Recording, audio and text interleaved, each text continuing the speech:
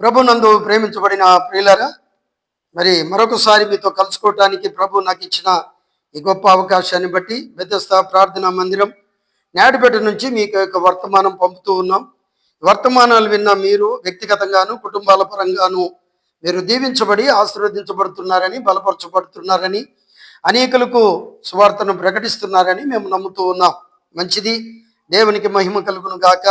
11 నెలలు మన కుటుంబాలను, మన వ్యక్తిగత జీవితాలను, పరిచర్యను కాపాడి రక్షించి సమస్త విషయాలలో తన మహిమను విస్తరింపచేసి తన యొక్క సహాయ సహకారాలు అందించినటువంటి దేవాది దేవుడు, సర్వోన్నతుడైన దేవుడు, సర్వశక్తి కలిగిన దేవుడైన యేసయ్యకు ముందుగా మేము శిరస్సు వంచి ఆయన నామంలో మీకు నమస్సుమాంజలి తెలియజేస్తూ ఉన్నాం.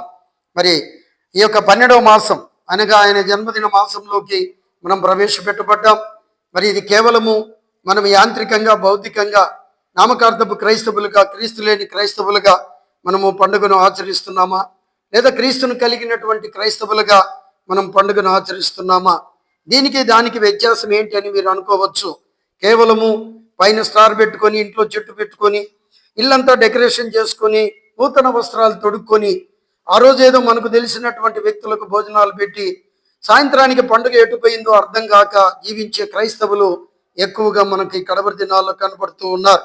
అందుకనే పత్రికల్లో రాస్తూ అంటాడు, పైకి భక్తి గలవారిగా ఉండి దాని శక్తిని ఆశ్రయించినటువంటి వారు ఈ కడవరి దినాల్లో ఉంటారంట.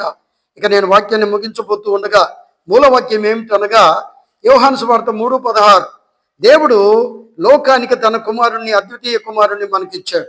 మనము లోకానికి ఏమి ఇచ్చాము? ఒక మాట ప్రశ్న వేసుకుందాం. ఎందుకంటే ప్రియులారా, మనము వండుకొని, మనం తిని, మనము ఆనందించి, మనం సంతోషించడం కాదు, లేని వారి కొరకు, నశించిపోతున్న ఆత్మల కొరకు, అన్యుల కొరకు, వారికి ప్రభు దగ్గరికి నడిపించే వ్యక్తులుగా మనము యేసయ్యను ప్రకటించవలసిన భారం మన మీద ఉంది. కాబట్టి ఆ రోజున మరి ఆ యొక్క దూత వచ్చి గొల్లలకు తెలియజేసింది, ఇదిగో మీ కొరకు లోకరక్షకుడు పుట్టి ఉన్నాడు అంటూ ఆయన గురించిన ఆనవాళ్ళు లూకాసు వార్త 2వ అధ్యాయంలో మనం చూడగలుగుతాం.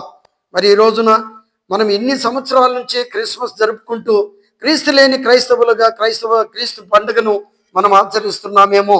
ఈ సంవత్సరమైనా మనము ప్రభును గట్టిగా విశ్వసించి ఏదో నమ్ముకున్నాంలే, అంగీకరించాంలే, ఉద్యోగానికి వెళ్తున్నాం, కుటుంబం జరిగిపోతా ఉంది, బిడ్డలు బాగున్నారు, అంత నెమ్మదిగా ఉందని అనుకోకూడదు. కానీ ప్రభు కొరకు మనం బ్రతకవలసిన వారమై ఉంటూ ఉన్నాం. ఆ యొక్క స్టార్ నక్షత్రము తూర్పు దేశపు జ్ఞానులకు దారి చూపించింది. ప్రభు ఉన్నటువంటి ఇంటికి వారిని తీసుకొచ్చింది. ఈ రోజున నువ్వు ప్రతి ఆదివారము చర్చికి వస్తూ ఆయన యొక్క పుట్టుక, శిలువ, మరణ, పునరుద్ధానాలు వింటూ ఎంతమందికి ఆయన గురించినటువంటి సువార్తను నువ్వు ప్రకటిస్తూ ఉన్నావు.